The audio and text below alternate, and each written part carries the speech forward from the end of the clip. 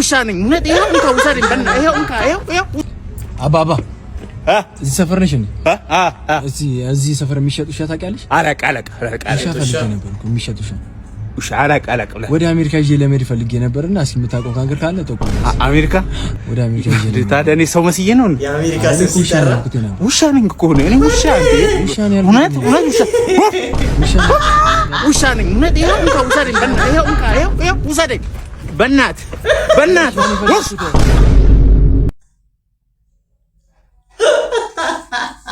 ይመጀማል።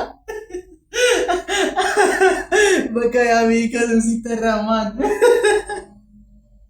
ኧረ በቃ ብንሄድ ይሻላል። እንደዛ ራሱ ቢሳካ እኮ አሪፍ ነው፣ ግን አይሳካም።